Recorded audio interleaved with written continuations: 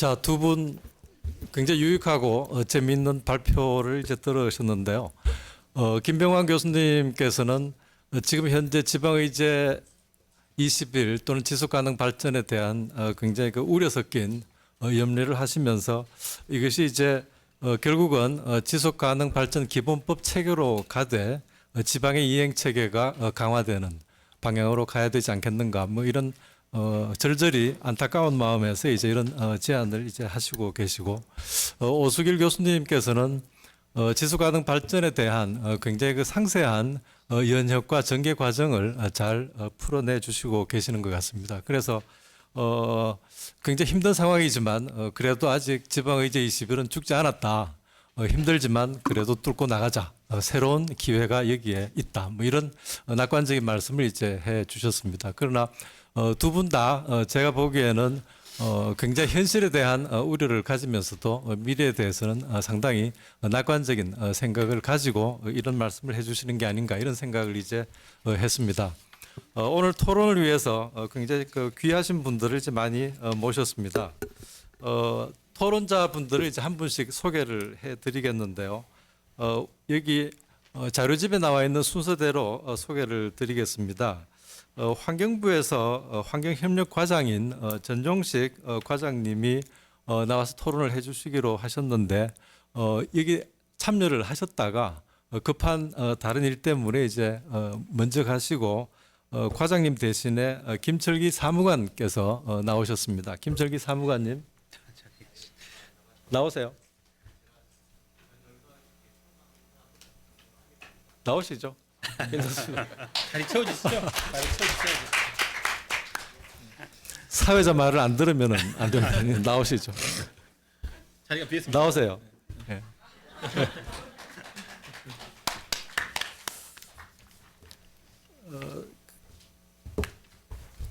두 번째로 모시는 분인데요. 역시 그 학계에서 굉장히 활발하게 지속가능 발전과 최근에 나오는 SDG에 대해서 이제 연구를 하고 계시는 분입니다. 한국방송통신대학교 이창은 교수님 나오셨습니다.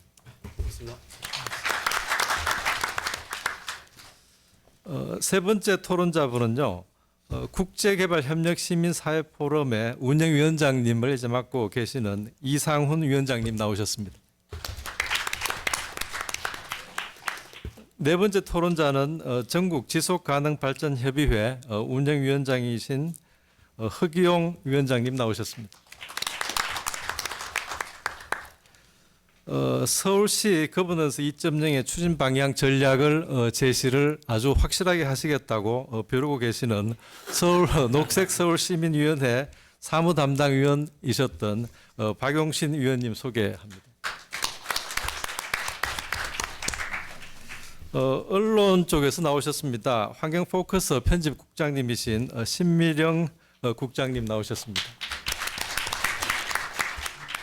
저희들이 가지고 있는 시간이 그렇게 많지는 않은데요. 토론자분들께서 일단 5분 정도 이제 토론을 해주시고, 그 다음에 이제 플로어에서 방청객에서 이제 몇 가지 질문과 토론을 또 같이 받도록 하겠습니다. 그러고 난 다음에 발제하신 분들께서 이제 응답을 하는 이런 형식으로 진행을 하고, 그것이 끝나면은 전체 발제자와 사회자, 토론자, 청중 여러분들이 같이 종합적으로 토론을 하는 이런 시간을 갖도록 하겠습니다.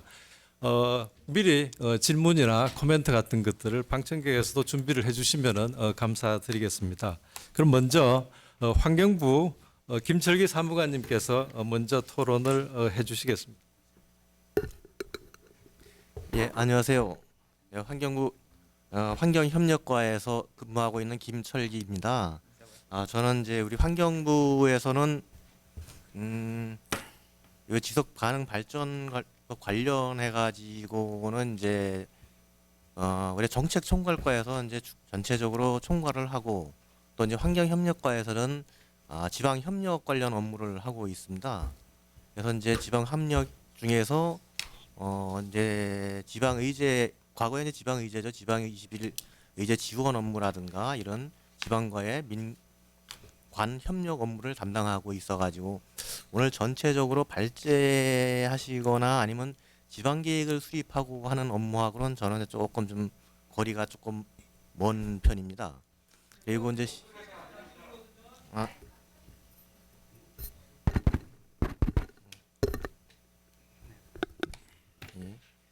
예, 그러다 보니까는 제가 좀 또 저는 오늘 좀 여기에서 미리 좀 이런 관련 업무하고 요 발표라든가 이런 발제 업무라든가 이런 요 발제에 대해서 좀 어떤 뭐 토론을 하는 줄 알고 저는 이게 좀 이런 뭐 토론 자료를 미처 준비를 못했습니다.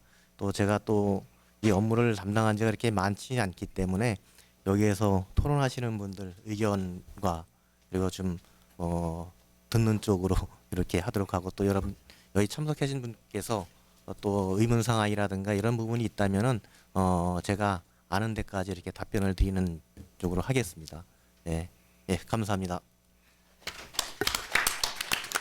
예, 김 사무관님 감사합니다. 여기 발제하신 분과 토론하신 분들께서나 또 방청객에서 이제 환경협력과에서 굉장히 중요한 역할을 하실 수 있을 거라고 생각하시는 분들이 상당히 많을 것 같아요. 그래서 나중에 질문이나 코멘트 같은 것들이 나오면은 소상히 말씀을 해주시면 대단히 감사하겠습니다. 그럼 두 번째로 그러면은 이창은 교수님께서 이제 발제를 토론해 주시겠습니다. 시간이 많지 않으니까요. 제가 시간을 재겠습니다. 5분 안에 끝낼 수 있도록 스톱워치를 켜놨습니다. 제 이야기는요 많이 SDG 관련해서 많이 했고요. 그간에 논문도 나왔고 했기 때문에 찾아보시면 될 것 같고요. 오늘은 좀 45페이지부터 51쪽에 있는 내용들을 간단하게 정리하는 차원에서 말씀을 드리도록 하겠습니다.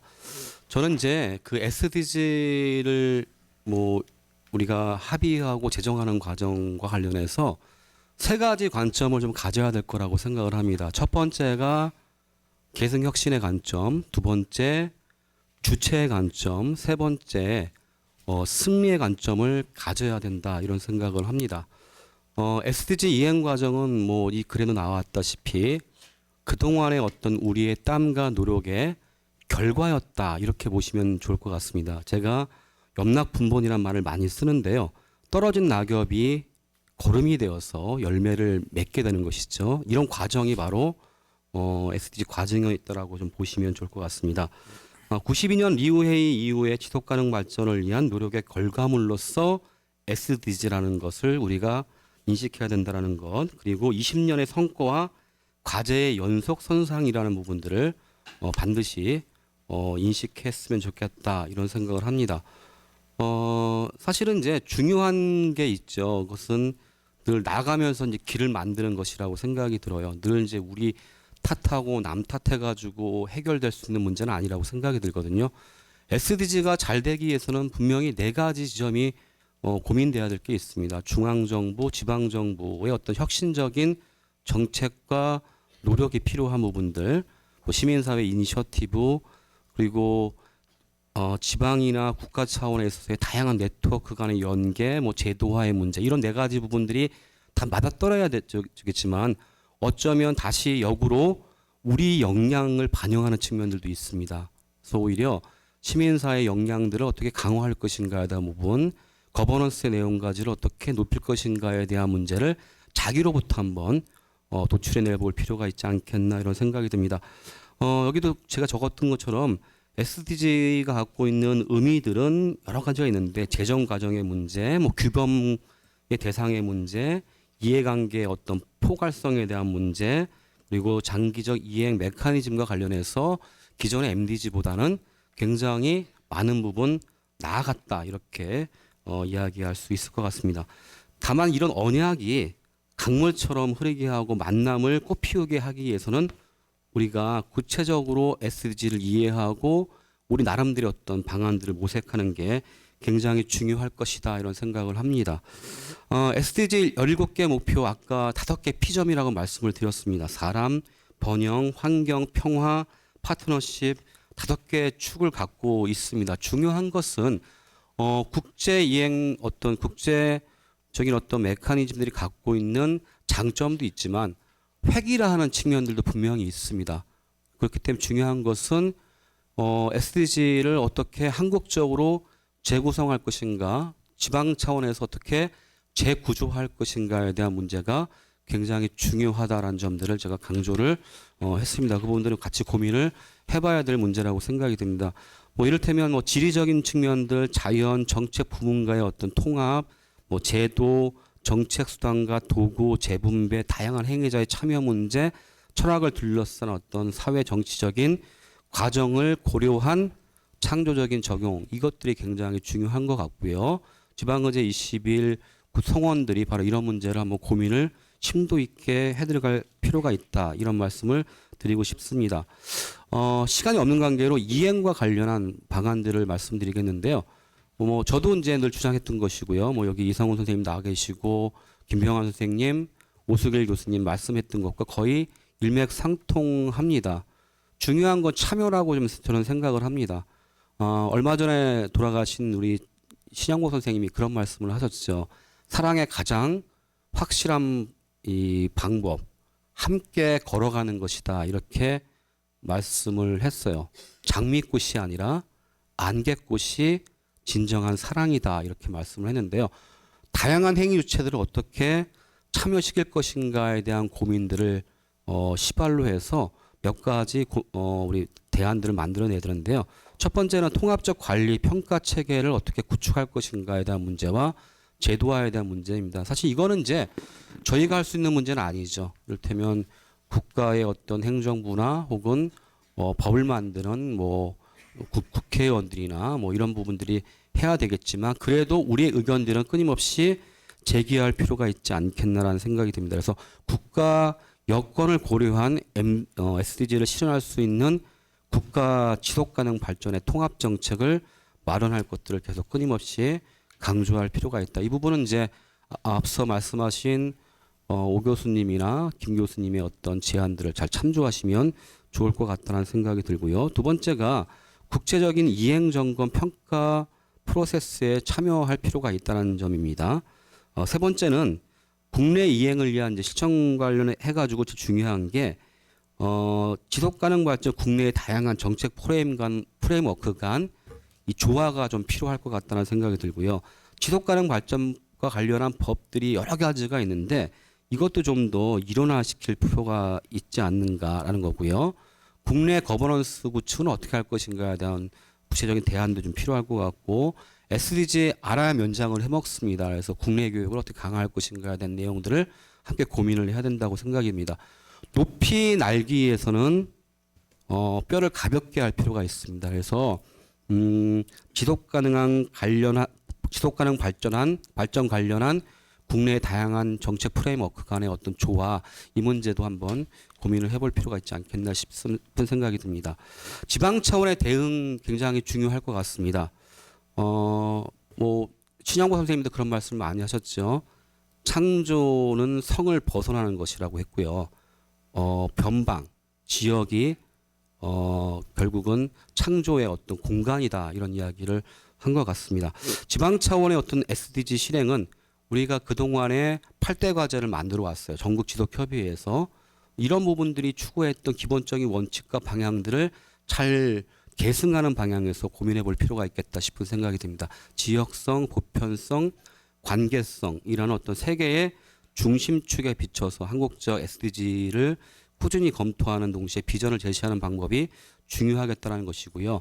그동안의 SDG를 가장 열심히 수행해왔던, 또 그런 어떤 네트워크를 구축해왔던 지방의제 20일 전국 지속가능발전협의회가 지방 SDG의 어떤 구심이 되어야 될 거라고 생각이 들고요. 그렇게 위해서는 SDG가 성과를 내기 위해서는 이제 지속협이 새로운 SDG 체계로 자신을 변화시킬 필요가 있다라는 생각이 듭니다. 이념과 가치, 지향뿐만 아니라 조직 운영 방식도 SDG 체계로 전환할 필요가 있지 않겠는가, 이런 생각입니다. 그 구체적인 내용들은 오수길 교수가 발표했던 그런 내용들을 참조하시면 좋을 것 같고요.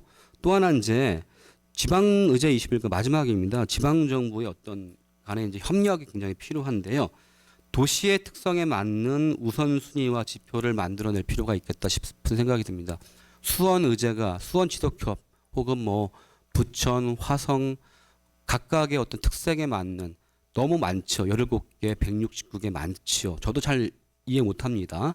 유사한 것들은 좀 모을 필요도 있습니다. 그래서 가급적이면 자기 지역에 맞게끔 지표를 재설정하는 것이 굉장히 중요할 것 같다 이런 생각들을 하게 되고요. 아까 그 오세길 교수가 제안했던 그 광역 단위의 어떤 모범 어떤 중점 도시 얘기를 했는데 이것도 한번 전국 지속협 차원에서 고민할 필요가 있지 않겠나라는 생각이 듭니다. 신영범 선생님 마지막 말씀 하나 하고 끝내도록 하겠습니다. 평화로 가는 길은 없다라고 합니다. 평화 자체가 평화의 길이다 이렇게 얘기를 합니다. 거버넌스로 가는 길 따로 없습니다. 거버넌스가 곧 거버넌스다 이렇게 볼 수 있습니다. 해변의 조약돌이 파도 속에서 서로 이제 대화하면서 다듬어지는 것처럼 우리 전국지독협의회 또 각 지방지독 협의회가 거버넌스의 모범들을 한번 만들어봤으면 좋겠습니다. 희망을 갖고 승리의 관점을 갖고 2016년 열어 제꼈으면 좋겠습니다. 이상입니다. 예, 이창 교수님 감사합니다. 이승훈 위원장님 부탁드리겠습니다. 예, 바로 시작하도록 하겠습니다. 제가 맡은 분야는 아무래도 그 국제개발 협력이다 보니까 국제적인 차원에서 약간 보완되는 거 말씀드리도록 하겠습니다. 국내에서 그 코피드라는 국제개발 협력 단체는 이제 주로 ODA라든지 그쪽을 좀 많이 하고 있는데 제 발제문 53쪽에 두 번째 썼지만은 지금 오늘 이 자리는 이거를 국내적으로 어떻게 이행할 건가를 이야기하는 자리인데 사실 SDG에는 국제적 이행도 한국 정부가 갖고 있습니다. 그래서 사실 지난 3년 동안은 외교부가 이 SDG 만드는 데 가장 큰 역할을 했고 이제 만들어지고 나니까 외교부는 역할이 축소돼서 이제 개도국이 이거를 잘할 수 있도록 도와주는 역할을 하고 국내는 이제 환경부라든지 아니면은 국조실에서 지금 하는 걸로 이렇게 좀 역할 분담이 돼 가고 있는 것 같습니다. 그리고 여기 근데 국내에서 재미있는 현상 중에 하나가 사실 저 개인적으로 지난 3년 동안 지겨울 정도로 이걸 많이 했거든요. 유엔의 회의를 다 가고 올해만 하더라도 그 뉴욕도 가고 아디사바바 그 재정회의도 가고 환경 그 기후 변화도 가고 그다음에 개인적으로는 그 리우 플러스 10, 리우 플러스 20까지 쭉 하면서 제 개인적으로는 두루두루 하는데 국내에 들어오게 되면 대상들이 다 달라지는 거예요, 이게. 그렇게 하게 되면서 계속 고민이 이걸 어떻게 통합할 거냐 그런 고민을 많이 했는데 알다시피 이 SDG가 전통적으로 따지면 리우부터 시작해서 90년대 해가 이렇게 지방의제로 들어왔고 그다음에 또 한편에서는 MDG라는 2000년대부터 시작하는 그래서 국내에서는 SDG를 그런 원조하는 국제개발협력에서 쓰는 MDG 프레임 때문에 이제 굉장히 친숙해졌는데 SDG라는 이름이 딱 들어오니까 흥미롭게도 이제 지방에서 보면 그거 옛날부터 하던 건데 막 이런 얘기 하게 되면서 자연스럽게 두 그룹이 만나는 것들이 만들어지지 않는가. 뭐 그런 지금 환경들이 만들어지는 것 같고요. 그래서 제가 지금 드리는 말씀은 이게 만나게 되는데 어떻게 하면 이게 잘 만나서 시너지를 만들 수 있을까 그런 차원에서 몇 가지 얘기 드리도록 하겠습니다. 저희가 알다시피 17개의 목표가 만들어졌는데 도시가 11번에 들어가고 지방정부는 사실은 이행이나 팔로업 쪽에서 이렇게 들어가게 되는데 그 앞에서도 이제 이행에 대해서 얘기했지만은 유엔 문서에서는 공식적으로 5가지 차원을 얘기하고 있는 것 같아요. 하나는 내셔널하고 지방. 있고 그다음에 지역 차원에서는 이를테면 서브 리저널이라고는 우리를 얘기하면 동북아가 되고 그다음에 아시아 전체 그다음에 글로벌 이렇게 5개로 되어 있기 때문에 이거를 옛날 표현으로 하면 이거를 국제라고 하는데 이거를 글로벌이라고만 하는 것도 좀 안 맞고 그래서 요즘 유행하는 표현을 하면 글로컬 그러니까 글로벌과 로컬이 여기에 동시에 들어가 있다라는 그게 SDG의 특성 중에 하나가 아닌가 생각하고 지방에서 분해해야 되지만은 이제 지방으로 끝나는 것이 아니라 지방이 곧 글로벌로 가는. 그래서 한번 물론 이클레이라는 그런 조직이 있지만 그걸 좀 활용을 해서 동북아 차원에서 특히 동북아 차원에서 같은 경우는 이제 안보 문제 때문에 사실 국가 간 관계라는 게 굉장히 어려운데 지방이 나서서 동부 이런 그 서스테이빌리티라는 개념을 추구해서 동북아의 어떤 새로운 지역 질서라 그럴까요? 어떤 그런 것들을 만드는 그런 것까지 좀 확장해 볼 수 있지 않을까. 저는 SDG가 그런 가능성을 열어주고 있다라는 그런 생각을 좀 해봤습니다. 그리고 SDG가 MDG의 가장 큰 차이점을 많은 사람들이 얘기하는데 한 3가지 정도. 첫 번째는 10번에 불평등이 들어가고 있다라는 거거든요. 그것 때문에 이제 많은 시민사회에서도 SDG를 환영하는 분위기인데 과연 지방의제에서 불평등이 얼마나 반영되고 있는지 이거는 이제 전통적인 환경의제에서는 빨리 안 다루던 것들이거든요. 그래서 그런 부분에서 좀 반영을 하면은 좀 더 그 SDG 특성이 좀 잘 드러나고 있지 않을까 이런 생각을 합니다. 나머지는 그 발제문 보면서 간단히 설명드리도록 할게요. 근데 올해 같은 경우가 저희가 국회에서 하지만은 그 국제적으로 보면 한국이 너무 많이 뜬 것 같아요. 그러니까 별로 한 것도 없는데 국내는 모든 분야에 거꾸로 가고 있는 것 같은데 국제적으로는 그랬었지만은 반기문 총장이 어제 마지막 해입니다. 마지막 해고 그다음에 그 에코속이 어떻게 보면 SDG를 관장하는 유엔에서 가장 큰 기구인데 에코속 의장이 올해가 한국이고요. 그다음에 또 올해 인권 이사회 의장국입니다. 그러니까 인권 개발 유엔 사무총장을 동시에 그 세 개를 하는 게 한국의 역할이거든요. 근데 한국에서는 별로 관심도 없고 별로 알지도 못하고 그래서 이런 거에 대한 책무성도 우리가 좀 느껴야 되지 않을까 그런 것이 첫 번째고요. 그다음에 두 번째는 국내와 국제 이행을 동시에 해야 된다라는 거. 그리고 요즘은 지자체에서도 그 국제에 대한 관심이 많아가지고 뭐 자매결연이나 아니면은 해외의 어떤 빈곤 퇴치나 많이 참여를 하거든요. 근데 그게 다 SDG와 관련이 있거든요. 그래서 그것도 같이 좀 통합할 필요가 있다라는 거. 그 다음에 정책 일관성이 그 SDG 보면은 타겟 17.3에서 15에서 굉장히 많이 강조가 되고 있는데 우리 국내도 마찬가지지만 다들 지금 핑퐁 게임 하고 있거든요.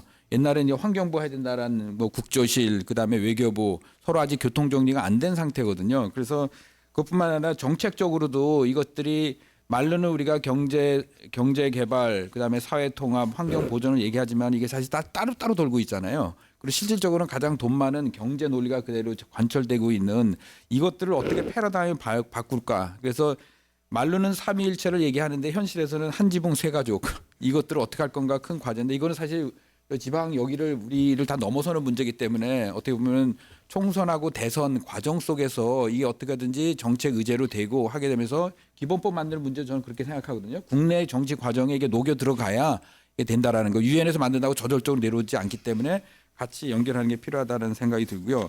근데 바깥으로 보면은 거의 밑에 썼지만은 공교롭게도 저는 외부의 압력에 의해서 중앙정부에서 많이 움직일 거라는 생각이 들거든요. 자료 지금 54쪽에 보면은 G20 정상회의에서 올해가 그 G20 정상회의가 중국에서 열리게 되는데 시진핑이 그러니까 주최 국가로서 뭘 얘기했냐면은 그 영문으로 제가 그 옮겨봤는데 이 중국 입장에서는 MDG는 개도국이고 그다음에 이 SDG는 이제 개도국만의 모든 나라가 하는 거니까 G20 국가가 모범을 보여서 국가 행동 계획을 만들자 이런 제안을 했거든요.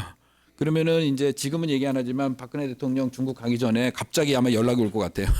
갑자기 막 연락이 와가지고 이거 어떻게 되냐 뭐 협력해자 정보 내라 이렇게 될 것 같고 그리고 참고로 7월 달에 그 SDG 이행하는 게 이제 나라별로 알아서 이렇게 하고 그거를 토대로 해가지고 지역 차원에서는 이제 에코속에 우리 에스캅이라 그러죠. 그 방콕에 있는 에스캅에서 4월 달에 회의를 하거든요. 4월 달에 한번 모아서 점검회의 하고 그다음에 7월 달에 하이레벨 폴리티컬 포럼 그러니까 고위급 정치회담에서 회의에서 뉴욕에서 그걸 하는데 지금 15개 나라가 자발적으로 보고하겠다고 했거든요.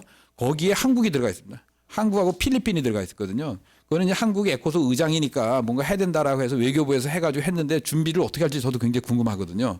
그래서 한국이 약간 그런 7월 달 그다음에 9월 달에 G20 이런 계기를 통해서 자연스럽게 아마 부처 간에도 협의가 되면서 가속화가 되지 않을까. 그러면 저는 지속가능 협의회가 굉장히 빨리 이거를 정부보다 나서서 준비하는 좋은 사례라고 이렇게 생각을 합니다.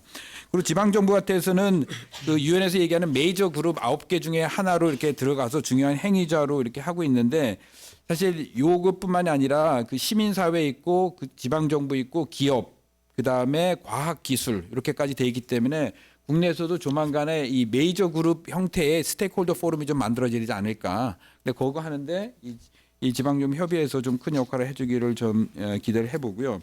55쪽 위에 간단하게 제가 한두 가지만 저 드리면은 그 시민교육에 앞에서도 발제해서 얘기를 했는데 그 우리나라 이제 그 SDG 교육이 많이 들어가야 되는데 사실 어렵거든요. 그래서 이 세계 시민 교육이라는 거가 요즘 학교 단위에서 많이 진행이 되고 있는데 여기에 SDG가 잘 녹아난다. 이거 지역 차원에서도 이걸 같이 하는 게 굉장히 중요하고 다행히도 SDG 4.7에 타겟 4.7에 가게 되면 세계 시민 이야기가 나오거든요. 세계 시민 이야기 나오고 그 안에는 인권, 평화, 환경, 성평등 이런 것들이 들어와야 된다라는 것이 분명히 들어와 있고 박근혜 대통령께서도 작년 9월 유엔 총회 가가지고 세계 시민 교육을 굉장히 많이 강조하거든요. 그러니까 다행히도 세계 시민 교육은 이렇게 이념적으로 나눠지지는 않는 것 같아요. 좌든 우든 모든가 공유하는 그 프레임워크이기 때문에 이걸 잘 활용해서 지역 차원에서도 시민 교육의 일환으로 학교 교육에서 잘 해서 이게 확산되는데 하면 좋을 것 같고 참고로 올해 몇 가지 이제 중요한 회의가 있는데 올해 그 유엔의 DPI라고 공보국에서